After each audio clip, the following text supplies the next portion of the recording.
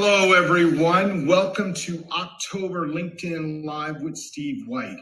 How many of you have ever heard the phrase, leadership is difficult to define, but I know when it's present? Let me say that one more time because hopefully you heard this quote before. Leadership is difficult to define, but you know when it's present and you know when it's not. Again, that's what we're going to talk about today. Defining the effective leadership qualities, enduring leadership qualities. During good times or bad times, they're relevant and they make a difference. Welcome again to October LinkedIn Live with Steve White. We do this on a monthly basis. We hear from folks that follow us on social media, that go to our website, what's on their mind, and I try to shape our LinkedIn Live for relevant topics that are important to you. That's what I'm hearing from you. And so this idea during this crazy time of COVID, return to work, potentially global recession, companies going through layoffs, et cetera, what a unique and difficult and interesting time to be a leader and to be led by leaders. And so therefore, we thought this month's topic on this idea of effective leadership qualities that are not only good for today, but are good for tomorrow and in the future. Leadership is not one of these things you show up one day. It has to be a constant thing. One of my good friends uses the phrase, leaders can never have a bad day. So again, welcome to October LinkedIn Live with Steve White. First of all, let me say thank you to all of you that follow me on social media. I'm on Instagram, LinkedIn, Twitter, Facebook, you name it. Also, you can go to my website, stevewhitespeaks.com, if you want to learn more about my appearances and my daily wins of the day. And it's just a great place for you to go and learn about leadership and hopefully reflect and be inspired. So go check out stevewhitespeaks.com. You can follow me on social media. You can go to my website. You can check all of that out. And also, thank you for everyone who purchased my book. I released my first book called Uncompromising on March 8th of this year. It's available wherever you buy books. Please check it out. And if you're not sure, go to my website. I've got some different parts of the book, on the website so you can check it out and learn more and grow. And this is all about paying it forward and making a difference and living my why. My why and purpose in life is how can I create a table of prosperity for as many people as possible? So the book, the social media accounts, the website, the LinkedIn Lives are all about trying to help you reach your full potential based on my 40 plus years of management and leadership experience. So let's jump into this topic. What are the defining qualities of an effective leader? Now, this is just one person. This is my perspective. But I must tell you, I'm inspired to share based on my 40 plus years of experience. But also, one of the books that I read was The 10 Enduring Truths of Leadership. And in this book, they went and evaluated all of these great leaders, and they came up with what I'm going to call 10 enduring traits that all of these leaders possess. But I'm going to talk about 4 that I think are critical. And what I want to share with you is the majority of our leaders are defined during difficult times. You say that again. Special leaders are revealed and defined during difficult times. So think about great leaders that you know. Abraham Lincoln, Winston Churchill, Martin Luther King, John Kennedy. You can go down the list. Nelson Mandela. They were all revealed during difficult times. And I can't think of a crazier time than now, and what a great opportunity for leadership to prevail. So let's talk about these. Number 1 is visionary.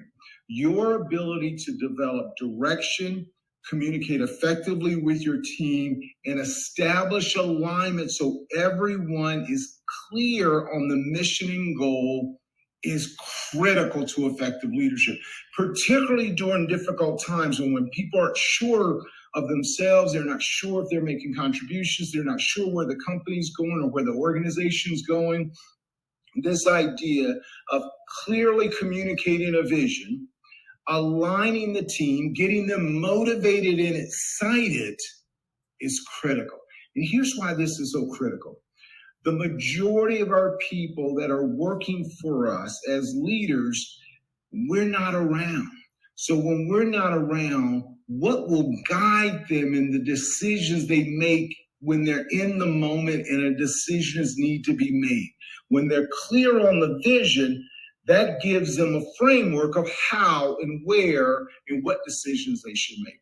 So this idea of developing a direction, communicating it effectively, and that's an important one. Yes, having a great vision is clear, but if you can't communicate it in a clear and effective way, that's a problem. And then establish alignment so everybody now is climbing that hill together. Number two, people-oriented. A leader has to have love with people. And I made a note. They have to love working with people. This passion helps them become a talent expert in their own right, and they can help develop and mold and help those people reach their goal. So number one is clearly establishing a vision. Number two, you got to like people.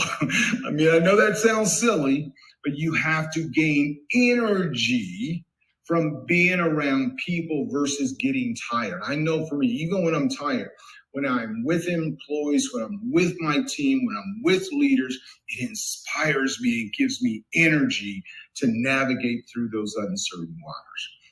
Number three, some people call it emotional IQ. I call it emotionally competent. And what that means is, as a leader, during the day, you will have moments when you're very high. There will be moments when you're very low. But the most effective leader is they're calm throughout the day. When necessary, they can get excited. When necessary, if they can show compassion to someone that's going through a difficult time is really important. But emotionally competent is understanding the situation you're in and pulling and adjusting your style for the appropriate situation. I'm not saying change your style, but this idea of being emotionally competent allows you to adjust your style for the appropriate situation. Sometimes as a leader, you gotta be fired up. Sometimes as a leader, you gotta really get after the team because they're not putting their best effort forward. And then there's some moments you need to recognize when a kind word is necessary. So constantly being in a position where you can evaluate and understand the situation, and then you can adjust as necessary. I know for me, one of the techniques that I use is I'm an early riser, so I get up early in the morning and I kind of get myself together. I kind of pull on my shield of armor so I can approach the day with great confidence as we move forward. And then number four is authentic. No leader is perfect. Don't try to be perfect. Share with your team in a vulnerable way, maybe things you're working on or concerns that you might have. Or you might have a situation where you don't know the answer and you're going to them seeking feedback. But this idea of being authentic and letting them know exactly where you're coming from, showing vulnerability when necessary, challenging when appropriate, but this idea of being authentic. Or better yet, let me share it this way. I had a leader one time, and let's just say his name is Bob. I'm just making that up. And every day people would say, is Bob in a good mood today or is Bob in a bad mood? And now all of a sudden everybody's adjusting their style to fit Bob's style. Authentic is showing up the same person every day. Now I know who I'm dealing with. Now we can spend our time focusing on what's important. So let's recap. Number one, the most effective qualities of a leader that are not only good for today, but tomorrow and in the future: visionary, the ability to establish a vision, communicate it effectively, and getting everyone aligned so everyone is marching up that hill together is critical. Number two, you have to enjoy being around people. You have to enjoy leading people, the good and the bad and the challenges with that. You have to gain energy from that. And in a lot of respects, I'm an introvert. I know that might sound difficult to hear, or you might not believe that, but I gain energy from being around people, and that brings me out of my natural being of being more of an introvert. So you have to bring that to the table. And if there's something you're working on, be open with that. Share with your team so they know it's something you're working on, and ask them for help as you go along. Number three, emotionally competent. You have to be in touch with your emotions so you can recognize every situation you're in and you can adjust appropriately. Sometimes you need to be fiery. Sometimes you need to be cool as a cucumber. Sometimes you just need to show compassion and just listen and not offer solutions, but just listen. But being emotionally attached and incompetent so you can recognize the situation you're in is important. So for me, getting up early in the morning or before everyone's up and getting myself together, thinking through my day and preparing allows me to go into each situation. I'll give you one other tip that I use. Is normally my schedule's back to back. And so before I go from one meeting to the next, if it's a Zoom or Teams call, I'll pause 20 seconds, collect myself, recognize that I'm going into another meeting. And if I'm taking baggage or something from the last meeting, I get rid of it so I don't bring it into another meeting. So you try your own techniques, but stay emotionally competent as you move forward. And then finally, be authentic. Be the consistent person every single day when you come in. Now, let me wrap up here.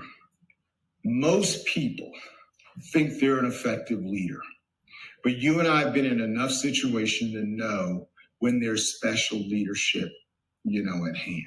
So how do you know if you're being an effective leader? There are 5 ways I'm going to talk about. Number one, who's your kitchen cabinet that's around you that can give you honest feedback? I managed, when I was the West Division president, before I stepped into my new role, I managed and led almost 30,000 people. But there were 33 employees that I had developed a relationship with at all levels of the organization that I could go to on a regular basis and really get some honest feedback on how our organization was doing, particularly as it relates to people. So who's your kitchen cabinet? Who are those truth tellers that you can go to that can give you some honest feedback on how things are really going? Number 2, and this is more quantitative, there are a number of employee surveys that your company does. I know for our company, every 60 days we do a pulse survey. So that's a very effective tool that you can use. But I also would conduct about 85 focus groups myself with employees, where there are 10 or 12 employees throughout the western part of the United States. And I would listen to them and I would ask them open-ended questions to get them talking so I could understand where we were. But when you do those focus groups, listen to what they're saying, but more importantly, listen to what they're not saying. Number 3, there are a number of ways you can track engagement. When you're in meetings, do people talk up? Is there energy in the room? Just be present enough to understand what's happening with you. Number 4, obviously business results. If the results are not there, it usually starts with employees. Don't worry, it's not always strategy. Sometimes it is. But it all comes down to, do you have a committed workforce? We've all heard this phrase now, quiet quitting, whatever that is. But employees are not engaged because they don't believe they're headed in the right direction. And then number 5, and you're going to love this one, is one of the things I would do on a regular basis. I would look at the compensation of our people. year to year, particularly salespeople. And if their W-2 is not growing from one year to the next, that could be a problem, because let's be honest, we're all here to work to care for our families. We might love our job, but we have a purpose for doing that. So everybody thinks they're an effective leader. Here's how you can check. Number one, who's your kitchen cabinet? Number two, look at the employee survey results, conduct focus groups. Number three, just be mindful of the engagement in and around you. Number four, business results. And number five, my favorite, is look at the W-2s of your employees. Is their income growing year to year? So hopefully defining the qualities of an effective leader was beneficial to you. Hopefully you learned something. And I'm sure everybody has their perspective, but this is my perspective that I want to share. So again, thank you for joining October LinkedIn Live with Steve White. Please follow me on social media, LinkedIn and Facebook in particular, Instagram and Twitter, all there. Go to my website, stevewhitespeaks.com, if you want to learn more. And if you haven't purchased the book, please consider purchasing Uncompromising wherever you buy books. Thank you for joining me, and I'll see you in November.